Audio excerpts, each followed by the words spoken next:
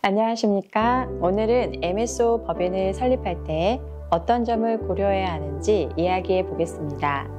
실제로 법인을 만들 때는 여러 선택사항과 변수가 생기는데 그중 가장 먼저 확인해야 할 부분이 바로 어떤 목적과 사유로 MSO를 설립하려는가입니다. 가족법인을 만들 것인지, 동업관계가 있다면 동업자와 함께 설립할 것인지부터 시작해서 주주와 지분율, 자본금 규모, 임원 구성, 사업장 소재지, 그리고 목적사업 등을 어떻게 세팅해야 할지 결정해야 하죠. 가장 기초적인 단계에서는 나는 왜 MSO를 만들고 싶은가를 분명히 해야 합니다.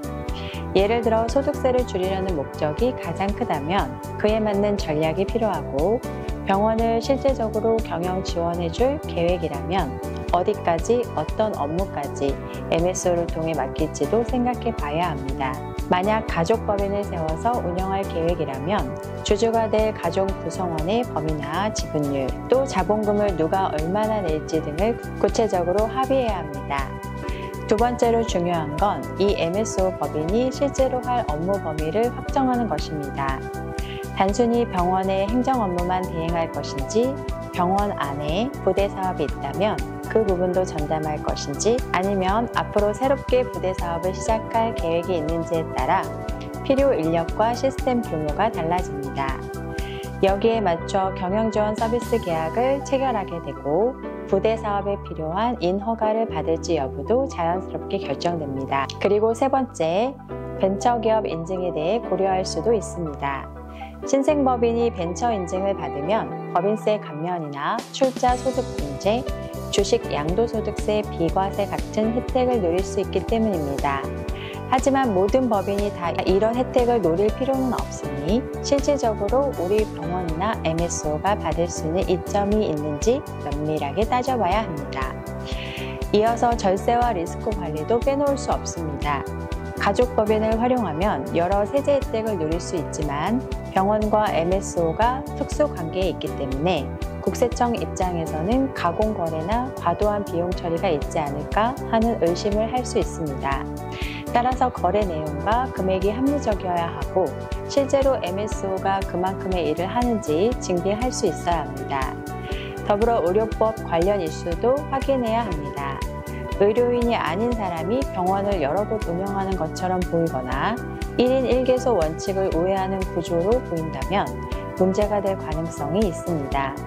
설립 과정을 조금 더 구체적으로 정리해보면, 첫 단계에서는 가족법인으로 할지, 동업법인으로 할지, 주주와 임원 구성을 어떻게 할지, 사업장 위치는 어디로 잡을지, 목적 사업은 어떻게 설정할지 등을 결정합니다. 이때 법인 정관에 사업 목적이 꼼꼼하게 들어가야 하며, 특히 나중에 할 가능성이 있는 부대 사업도 빠짐없이 적어두는 것이 좋습니다. 그 다음 단계에서는 MSO가 병원으로부터 위탁받을 업무 범위를 확정하고 필요한 인력을 채용하거나 기존 병원 직원 중 일부를 옮기는 식으로 세팅합니다.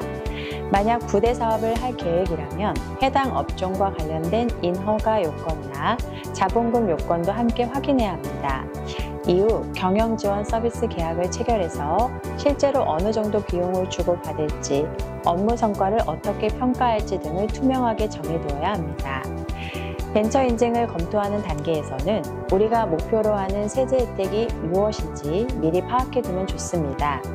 벤처기업으로 인정받으면 법인세가 면제되거나 여러 가지 세금 우대 혜택을 누릴 수도 있지만 그만큼 일정 기준을 충족해야 하고 서류 절차나 인증 과정을 거치는데 시간과 노력이 든다는 점도 염두에 두셔야 합니다. 또 하나 중요한 이슈는 상속과 증여 문제입니다. 많은 병원 원장님들이 가업 승계나 자산 운영을 염두에 두고 MSO를 설립하는 경우가 많습니다. 가족법인을 통해 부동산이나 주식을 매입 운용하면서 자녀가 그 지분을 소유해 나중에 상속세를 줄이는 전략을 쓰는 경우도 있죠.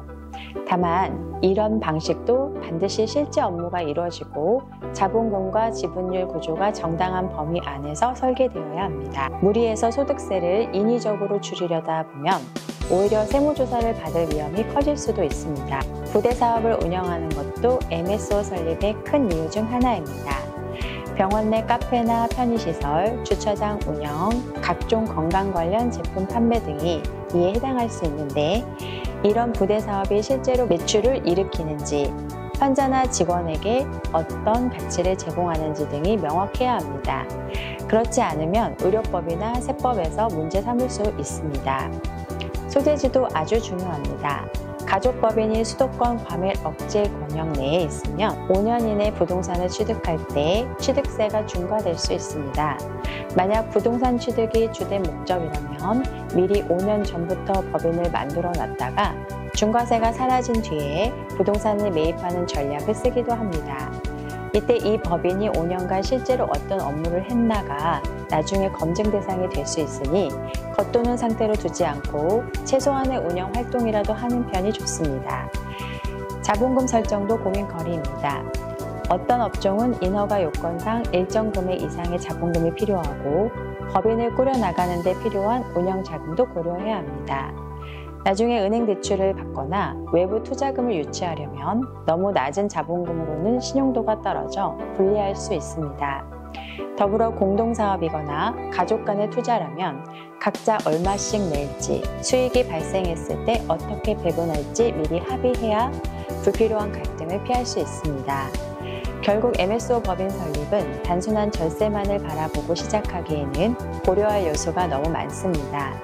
명확한 목표, 예컨대 경영지원 강화인지, 부대사업 활성화인지, 부동산 취득이나 상속 증여 목적인지, 아니면 모두를 아우르고 싶은 건지 확실히 설정해야 합니다. 그런 다음 실제로 그 목적을 달성할 만한 인프라와 인력, 시스템을 잘 갖추고 거래 내용과 금액을 합리적인 수준으로 유지하면 세무나 의료법 리스크도 크게 줄일 수 있습니다. 정리하자면 MSO 법인을 설립할 때는 첫째로 왜 만드는가를 명확히 하고, 둘째로 어떤 업무를 어떻게 맡길 것인지를 구체적으로 계획한 뒤, 셋째로 세금이나 법적 이슈를 피할 수 있는가를 종합적으로 따져봐야 합니다. 그 과정에서 가족 간 지분율, 자본금 규모, 경영 지원 범위, 부대 사업 유무, 그리고 상속 증여 전략까지 한꺼번에 고려해야만 제대로 된 MSO 법인을 세울 수 있습니다. 오늘은 MSO 법인을 만들 때 꼭 짚어봐야 할 사안들을 간단히 말씀드렸습니다. 처음에는 복잡해 보이지만 하나씩 순서를 따라 검토하고 전문가 도움을 받으며 깔끔하게 정리됩니다. 궁금한 점이 있으면 언제든지 문의해 주시고 다음 시간에는 이와 관련된 실제 사례나 구체적인 절차를 조금 더 살펴보겠습니다. 오늘도 함께해 주셔서 감사합니다.